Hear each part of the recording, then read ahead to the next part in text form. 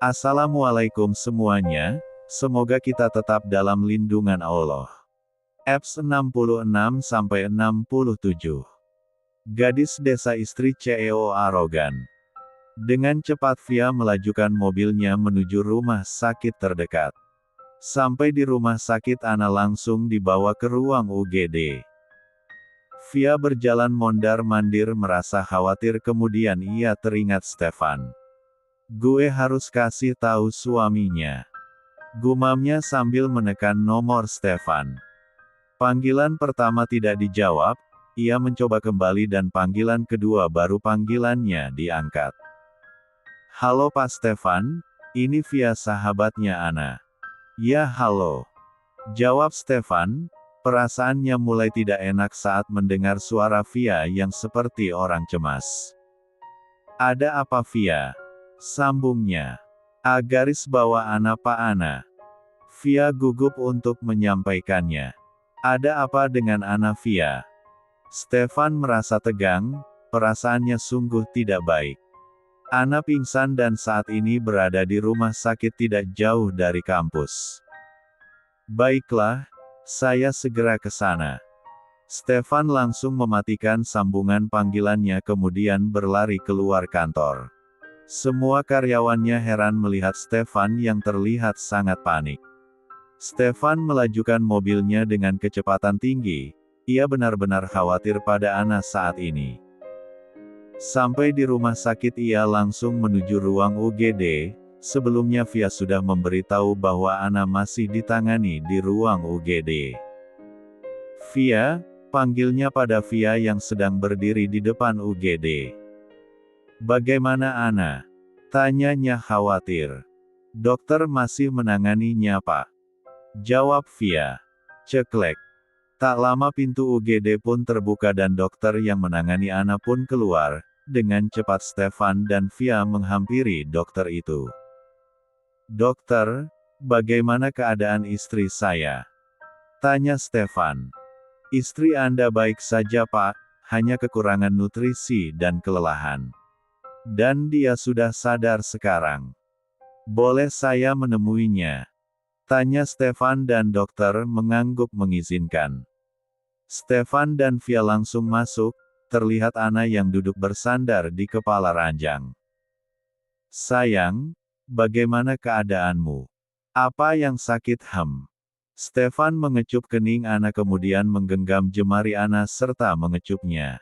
Sangat terlihat ekspresi Stefan yang khawatir. Ana, are you okay? Timpal Via yang juga merasa khawatir. Kenapa kalian terlihat cemas begitu? Jawab Ana sambil memandangi Stefan dan Via bergantian. Sayang, ya jelas Mas khawatir. Apa yang kamu rasakan? Ana menarik nafas dan menghembuskannya kasar. Garis bawah aku, Ana menggantung ucapannya dengan mimik wajah sedih. Tentu saja Stefan tambah khawatir, ia takut terjadi apa-apa dengan Ana. Begitupun Via, hatinya was-was menanti jawaban Ana, ia takut mendengar jika ini kabar buruk. Ana tersenyum menarik tangan Stefan dan menempelkannya di perutnya. Dek, hati Stefan bergetar. Entah apa arti dari semua ini, apakah pemikirannya saat ini benar? Itulah yang difikirkan Stefan saat ini. Sayang. Stefan menatap Ana dalam seolah meminta penjelasan. Ada kehidupan di sini, balas Ana tersenyum. Sayang, garis bawah kamu hamil. Stefan meyakinkan apa yang ada di pikirannya saat ini. Aku hamil Mas.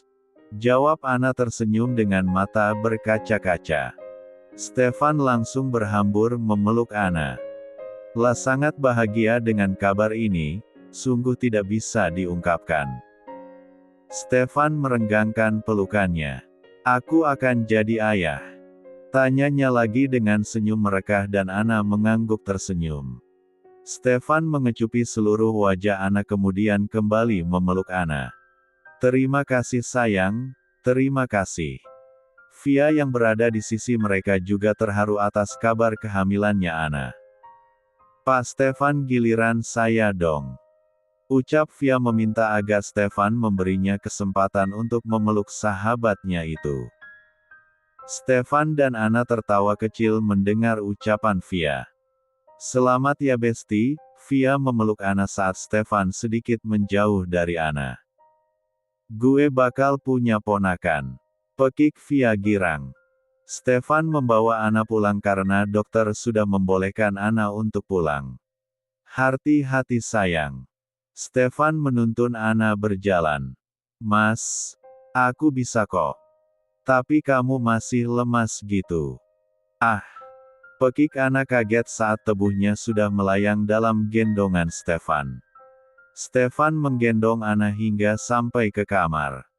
Istirahatlah sayang. Stefan mengecup kening Ana. Mas mau kemana? Mas mau mandi, gerah. Gak usah mandi, sini aja P3 look. Ucap Ana manja. Manjanya istriku, Stefan mengusap kepala Ana. Bau dong kalau mas gak mandi. Wangi kok, Ana mendusel wajahnya di dada Stefan membuat Stefan tertawa gemas. Akhirnya Stefan menuruti dengan berbaring di sisi Ana kemudian ia pun ikut tertidur bersama Ana. Via yang baru saja pulang dari rumah sakit langsung pergi ke sebuah mall untuk berbelanja. Kasih kado apa ya buat calon debai Ana? Via nampak berpikir sambil melihat perlengkapan bayi. Tapi Ana kan baru saja hamil, belum tahu juga jenis kelaminnya apa. Monolognya seorang diri. La pun pindah dan melihat pada setumpuk dress yang bergantungan.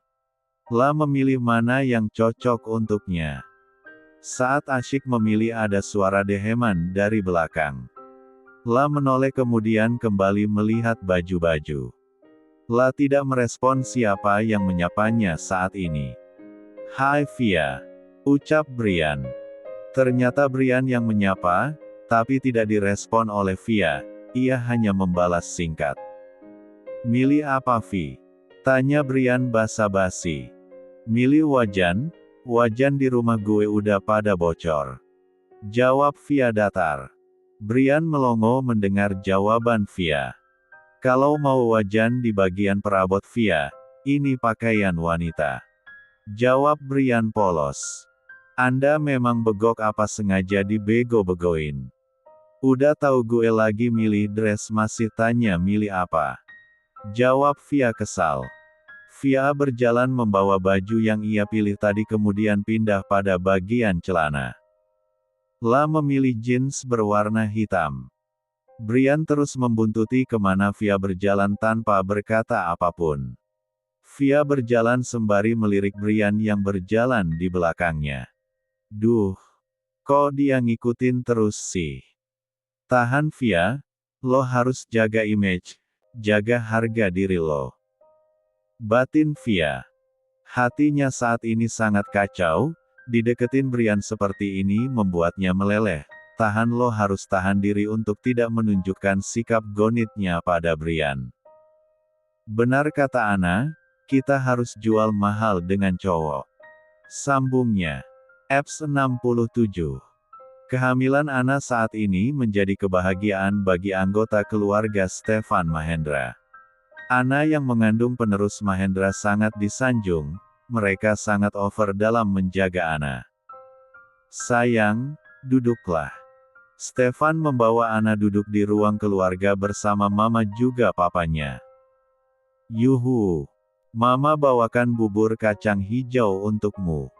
Mama Ingrid membawa semangkok bubur dan duduk di samping Ana. Bubur kacang hijau baik untuk janinmu sayang. Buka mulutnya. Sambung mama mengarahkan sendok ke mulut Ana. Ini papa bawakan jus. Papa meletakkan jus di atas meja kemudian duduk di sebelah mama Ingrid. Sayang, ini mas sudah buatkan susu ibu hamil, cepat minumlah. Stefan memangku susu hendak memberikan pada Ana padahal Ana masih disuapi bubur oleh mama Ingrid.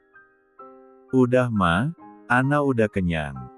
Tolak Ana saat mama hendak menyuapkan lagi. Tapi ini masih separoh lagi nah, habiskan ya. Ana beneran kenyang ma. Tolak Ana lembut. Sudah? Sekarang minum jus alpukatnya dulu, ini sangat baik buat kandunganmu. Dengan berat Ana menerima gelas jus yang diberikan papa, ia hanya meminumnya hingga 3 tegukan, rasanya perutnya sudah tidak bisa memuat lagi. Tadi ia sudah makan malam dengan porsi yang lumayan, karena kata Mama Ingrid ibu hamil itu harus banyak makan yang bergizi dan bernutrisi, sehingga ia memakan dengan porsi yang lumayan. Tidak tahu jika Mama membutakan bubur untuknya, begitupun Papa yang membuatkan jus. Sebenarnya ia bahagia karena keluarga suaminya sangat sayang padanya. Habiskan nak. Ucap Papa saat Ana meletakkan gelas jusnya di atas meja. Lanjutkan makan bubur ya lagi nah, kamu harus habiskan. Ucap Mama lagi hendak menyuapkan bubur. Udah ma, Ana sudah kenyang. Sekarang Ana harus minum susu ibu hamil ini. Timpal Stefan. Susunya nanti saja Stef setelah bubur ini habis. Sambung Mama. Jusnya juga belum habis nak. Timpal Papa lagi. Bikwati dan Teh Mina menggeleng melihat tingkah keluarga majikannya. Astaga Bik, sampai segitunya mereka, Teh Mina tertawa kecil. Yang ada anak kebujingan nanti. Sambungnya terkikik geli. Semoga keluarga mereka selalu bahagia, ucap Bikwati tersenyum bahagia. Lah sangat bahagia melihat keluarga majikannya itu bahagia. Sudah puluhan tahun ia bekerja dengan keluarga Stefan, baru ini ia melihat kebahagiaan yang sangat dalam, sebentar lagi penerus Mahendra akan hadir di dunia ini. Mas, aku udah kenyang mas, perutku sudah sangat penuh. Ana mengelus perut ratanya. Sedikit lagi begitulah terngiang-ngiang di telinga, membuat Ana dadanya sesak. La memegangi dadanya dengan nafas tersengal. Sayang, kamu kenapa? Stefan nampak panik melihat Ana seperti itu. Sontak Mama dan Papa pun juga ikut panik. Ana, kamu kenapa nak? Ucap Mama dan Papa panik. Dadaku sesak mas karena perutku seperti penuh, jawab Ana lirih. Stef cepat bawa ke rumah sakit. Perintah Mama panik. Ayo sayang. Stefan hendak menggendong Ana namun Ana menolak. Tidak perlu mas, aku hanya butuh rebahan. Istirahat sebentar pasti akan baik. Tapi sayang. Mas. Ana menatap Stefan meyakinkan jika ia tidak apa-apa. Baiklah, ayo kita ke kamar. Stefan menggendong Ana menaiki tangga menuju kamarnya, sesampainya di kamar Stefan langsung membaringkan Ana di tempat tidur. Apa masih sakit? Tanya Stefan khawatir. Udah enakan kok mas, ini pasti karena aku kekenyangan, perutku rasanya penuh sampai leher hingga jadi sesak gini. Ya sudah, istirahatlah. Mas temui Mama dulu ya. Izinnya dan Ana mengangguk. Kemudian ia mengecup kening Ana dan beranjak berjalan keluar kamar. Ya Allah, berdosakah aku yang sudah membuat semua orang panik khawatir terhadapku. Ucapnya dalam hati sambil memandangi Stefan yang berjalan hingga membuka pintu kamar. La tidak bermaksud membuat semua khawatir. Dia hanya bingung bagaimana cara menolak Mama Papa dan Stefan yang sudah bersemangat dan susah payah menyiapkan makanan dan minuman untuknya. Dia tidak mau menyakiti hati mereka dengan cara ia menolaknya. Bagaimana keadaan mantu Mama? Todong Mama saat Stefan baru sampai di depannya. Sudah baikan Ma, sekarang ia lagi istirahat. Jawab Stefan. 1 bulan sudah berlalu, kini mereka tidak lagi terlalu over masalah gizi dan nutrisi untuk Ana. Yang terpenting cukup bagi Ana dan calon bayi Ana. Huk huk. Stefan langsung terbangun saat mendengar suara Ana muntah. Dengan sigap ia berlari masuk ke kamar mandi dan memijit tengkuk Anna. Ada rasa kasihan Stefan terhadap Anna yang muntah-muntah seperti ini. Setiap pagi Anna akan selalu muntah bahkan pernah pingsan.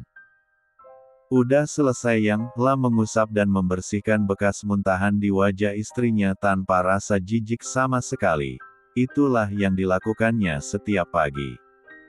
Lemes mas, Anna merosot terduduk lemas. Stefan menggendong Anna dan membaringkannya di tempat tidur. Sayang, jangan nakal ya, kasihan Momi. Ucap Stefan mengelus perut Anna. Lia Dedi, jawab Anna menirukan suara anak kecil. Stefan dan Anna tertawa dengan kekonyolan mereka sendiri. Mas hari ini aku kuliah. Cuti saja hari ini sayang, masih lemes juga kan? Balas Stefan. Nanti nilaiku jelek kalau absen terus mas, bisa-bisa aku dido karena sering bolos. Siapa yang berani mengeluarkan menantu kesayangan pemilik kampus? Mereka semua tidak akan mengusikku sayang. Lih, itu namanya tidak adil mas, masa dibeda-bedakan? Mentang-mentang menanti dari pemilik kampus aku gak bakal dimarah. Lia dong. Jawab Stefan santai. Tapi aku kan mualnya cuma pagi aja mas, siangan dikit pasti sudah normal lagi. Jadi aku bisa kuliah, aku gak mau ketinggalan pelajaran, aku ingin mendapatkan nilai terbaik dan mendapat predikat komlut saat wisuda nanti, aku mau membuat ibu sama bapak bangga. Stefan terharu mendengarnya. Baiklah istriku yang pintar ini pasti akan mendapat nilai terbaik kelak. Stefan mengelus puncak kepala Anna dengan lembut. Makasih ya mas, kamu selalu mendukung aku. Cup. Kecupan kilat mendarat di B1 bir Stefan. Kamu mancing Mas Hani? Tanya Stefan tersenyum. Hanya ucapan terima kasih mas. Ya sudah bersiaplah, mas akan mengantarmu. Sebenarnya Stefan sudah panas karena terpancing oleh Anna, namun ia memikirkan kondisi Anna saat ini yang sedang mengandung, jadi ia harus menahan. Nanti sepulang kampus aku mau ke tempat Mbak Stella ya mas. Anna meminta izin, ngapain? Gak ada, cuma pengen ngumpul aja, sama Via juga, boleh kan? Pinta Anna. Oke, tapi jangan lama-lama. Makasih masku, cintaku. Kali ini kecupan di pipi Stefan Anna tempelkan. Hani. Liris Stefan melihat Anna tertawa di atas penderitaannya. Stefan pun menjalankan mobilnya keluar gerbang rumah bersama Anna. Mata Stefan menangkap ada sebuah mobil asing yang terparkir tidak jauh dari rumahnya. Mencurigakan. Batin Stefan yang masih melihat spion.